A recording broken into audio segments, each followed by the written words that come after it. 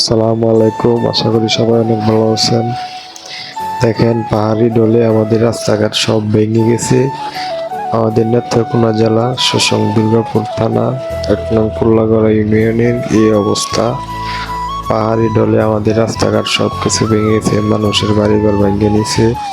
এই যে এদিকে দেখতে পাচ্ছেন, ইন্দে বাড়ি আছিল, যে বাড়িটা অনেক ঝুঁকিপূর্ণতে আছে, যে কোনো সময় বাড়িটা ভেঙে নিয়ে যেতে পারে। আর ওই যে এদিকে নদী একদম ভরপুর, পাহাড়ি ঢল, পাহাড় থেকে পানি নামে আসতেছে।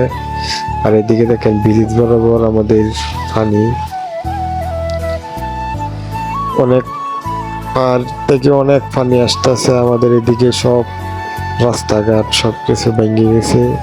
দেখেন পানির কত স্রোত, এমন স্রোত মনে হইতেছে যেন ব্রিজটার ভেঙে নিয়ে দেবে।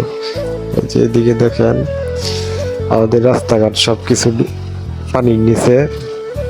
এদিক দিয়ে একটু রাস্তা গেলে পানির উপরে আছে কিছু রাস্তা, আর এটা সকাল হলেই পড়ে যাবে।